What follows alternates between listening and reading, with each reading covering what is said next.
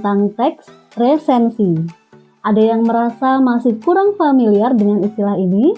Jika begitu, silakan lihat dulu cuplikan video berikut ini. Siapa sangka Angel Vico Pranata tidak dijelaskan di dalamnya, namun dia yang memberi kehidupan bagi pemeran utama. Sang penulis berhasil membuat saya sebagai pembaca tidak bisa menebak akhir cerita yang telah dibuat.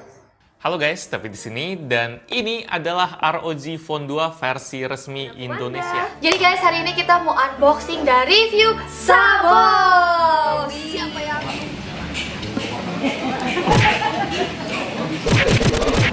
Ini rumah tuh moodnya kayak aku di Dubai.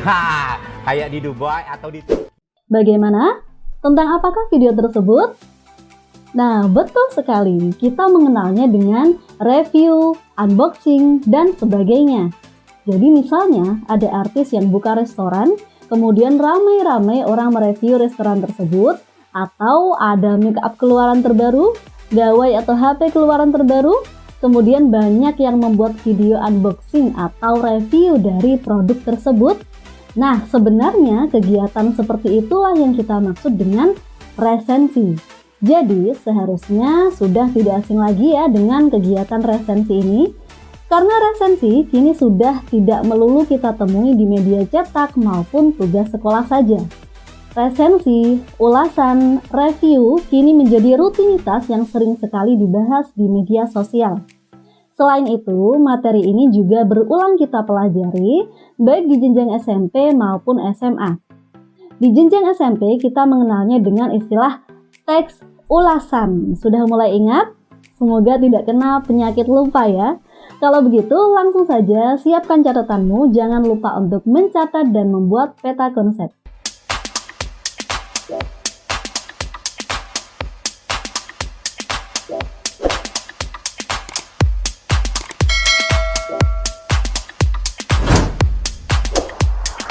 Resensi biasa juga disebut dengan istilah ulasan atau review. Kata resensi berasal dari bahasa Belanda resensie dan bahasa Latin resensi, recenser atau revider. Arti kata ini bermakna mengulas kembali, melihat kembali, menimbang atau menilai. Dalam Kamus Besar Bahasa Indonesia, resensi diartikan sebagai pertimbangan atau pembicaraan buku atau ulasan buku yang baru saja terbit. Boris Karloff mendefinisikan resensi sebagai suatu tulisan atau ulasan mengenai nilai sebuah hasil karya atau buku. Dan menurut Kementerian Pendidikan dan Kebudayaan, resensi adalah ulasan, penilaian atau pembicaraan mengenai suatu karya, baik itu buku, film, atau karya lain. Dari pengertian dasar tersebut, objek resensi tidak hanya terbatas pada buku saja, melainkan bisa berupa film, drama, pameran, dan berbagai bentuk karya lainnya. Resensi biasanya ditulis berdasarkan sudut pandang si penulis sebagai penikmat. Oleh karena itu, hasil resensi pun juga berbeda, karena sudut pandangnya juga berbeda. Namun yang terpenting, pada saat meresensi suatu karya, peresensi harus bersikap kritis supaya hasil resensinya bisa memberikan kontribusi untuk kemajuan karya tersebut, serta mampu memberikan gambaran yang tepat terhadap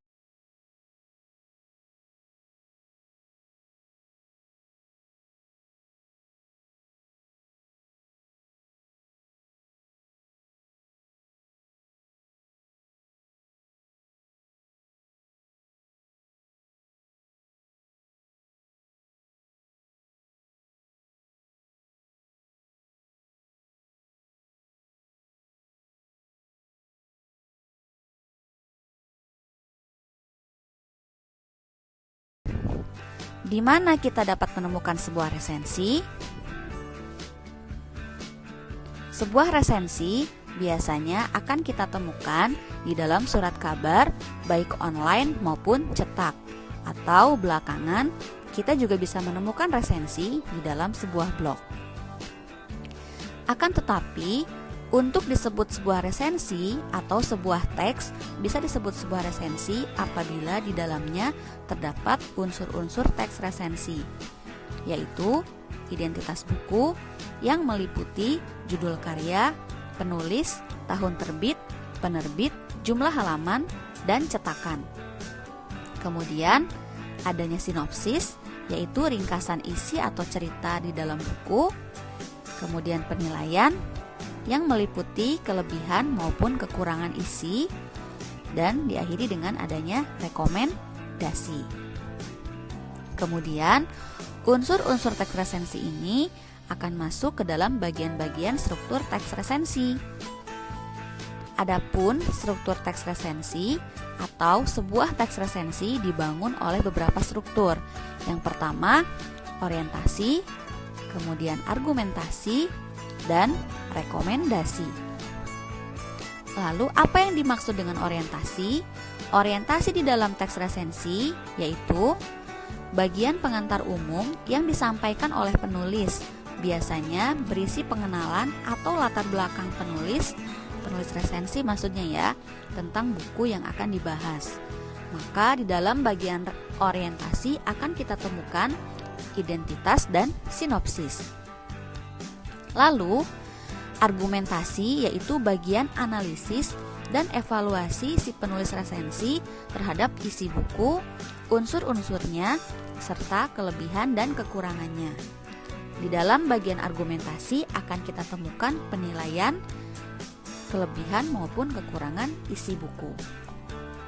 Kemudian, bagian rekomendasi adalah bagian kesimpulan, biasanya ada di akhir. Kesimpulan hasil resensi serta saran dari penulis resensi, baik itu kepada penulis bukunya atau kepada pembaca. Nah, di bagian rekomendasi kita akan menemukan unsur rekomendasi. Bagaimana? Bisa difahami penjelasan tentang unsur dan struktur teks resensi? Sekarang kita akan coba menggunakan contoh. Di sini saya punya satu contoh resensi yang saya ambil dari kompas.com. Kira-kira ini bagian apa ya? Nah, ini merupakan bagian orientasi. Bagaimana kita tahu? Kalau kita baca dan perhatikan, pada bagian ini merupakan bagian identitas buku. Di sini, si penulis resensi menyampaikan penulis buku yang akan dia resensi, yaitu Oki Madasari dengan judul bukunya Pasung Jiwa. Kemudian, pada bagian ini juga si penulis resensi menyampaikan gambaran isi buku secara umum. Lalu, pada bagian ini merupakan sinopsis.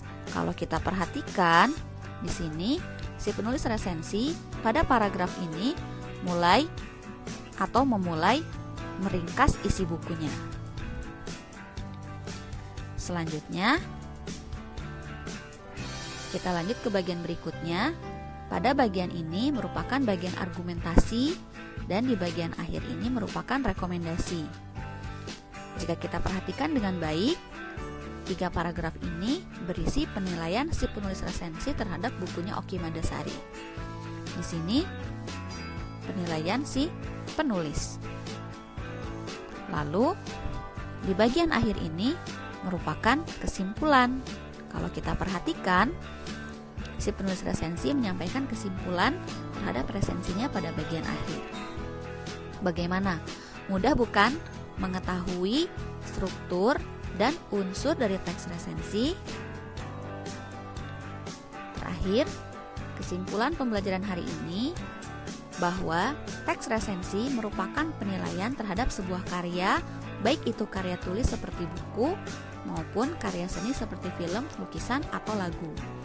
Unsur-unsur teks resensi terdiri dari identitas buku, sinopsis, penilaian, dan rekomendasi.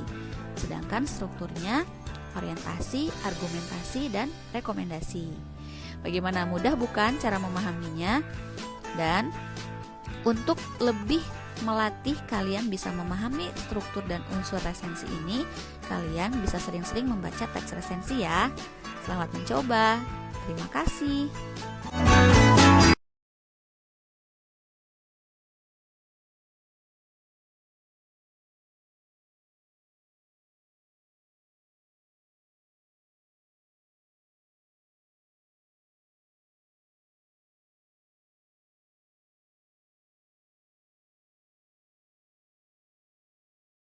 Teks resensi, kita akan menemukan berbagai macam kebahasaan, di antaranya konjungsi penerang, kalimat persuasif, kalimat argumentatif, konjungsi kausalitas, dan konjungsi temporal, serta kata-kata teknis. Pada 3 terakhir ini, yaitu konjungsi kausalitas, temporal, dan kata-kata teknis, saya akan lewat dulu ya, karena kita sudah sering menjelaskan di video-video sebelumnya. Sekarang kita akan mengetahui bagian pertama dari kaidah kebahasaan teks resensi, yaitu konjungsi penerang atau definisi. Apa ya yang dimaksud dengan konjungsi penerang? Konjungsi penerang yaitu konjungsi atau kata hubung yang menyatakan menerangkan kata, istilah, atau kalimat sebelumnya. Langsung saja ke contoh ya. Nah, contohnya seperti ini. Dalam buku ini diceritakan bahwa tokoh Sabari jatuh cinta sejak SMP. Nah, kata bahwa pada contoh kalimat ini merupakan konjungsi penerang atau definisi, karena bahwa ini akan menjelaskan kalimat ini dan ini merupakan penjelasannya. Kemudian pada kalimat kedua, sang pemimpi merupakan cerita lanjutan bla bla bla. Kata merupakan konjungsi penerang. Kemudian pada kalimat ketiga, pada cerita sebelumnya, yakni dalam buku ketiga Andrea Hirata bla bla bla, kata yakni ini merupakan konjungsi penerang atau definisi. Selanjutnya, kalimat persuasif. Kalimat persuasif adalah kalimat yang bersifat saran, ajakan, atau larangan. Biasanya ditandai dengan adanya kata-kata persuasi seperti jangan, seharusnya, sebaiknya, dan sebagainya. Contoh, pada kalimat pertama kita lihat selain diksi yang arkais, bahasa dalam buku ini banyak menggunakan istilah dalam bahasa Belanda. Oleh karena itu, sebaiknya Anda siapkan juga kamus bahasa Belanda saat membacanya. Nah, ini merupakan kalimat persuasif, ditandai dengan adanya kata persuasi. Dan maksud yang tertera juga pada kalimat ini adalah menyarankan kepada pembaca. Kemudian pada kalimat kedua, Anda tidak perlu mencerna setiap kalimat dengan sulit, karena buku ini terbilang cukup ringan dan santai. Kata tidak perlu di sini merupakan kata persuasi, maka kalimat ini bisa kita sebut sebagai kalimat persuasif. Selanjutnya, kita akan masuk ke kalimat argumentatif. Kalimat argumentatif yaitu kalimat yang menyatakan argumentasi. Pada kalimat argumentasi biasanya terdapat unsur yang menyatakan gagasan disertai data dan fakta sebagai bukti. Langsung saja ke contohnya ya. Pada kalimat pertama, buku ini memiliki sampul yang menarik dan kekinian. Kalimat ini merupakan gagasan atau pendapat si penulis. Kemudian dilanjutkan kalimat berikutnya, pada sampul tersebut terdapat ilustrasi makhluk ubur-ubur namun berwajah manusia. Nah, kalimat ini merupakan kalimat bukti untuk membuktikan gagasan pada kalimat pertama. Lalu contoh kedua, desain sampul yang menarik dan font tulisan yang ukurannya cukup besar dan tebal, buku ini membuat pembaca nyaman pada saat membacanya. Kalimat ini merupakan gagasan atau pendapat, opini si penulis. Nah, kalimat ini dibuktikan oleh kalimat sebelumnya. Ini merupakan kalimat bukti. Maka ini dan ini merupakan kalimat argumentatif. Bagaimana? Mudah bukan mengetahui kebahasaan dalam teks resensi? Selanjutnya, bagaimana ya cara kita menyusun sebuah teks resensi? Berikut langkah-langkahnya. Yang pertama, menentukan dan mempertimbangkan buku yang akan diresensi. Kemudian yang kedua, mencatat data identitas atau informasi buku yang akan diresensi.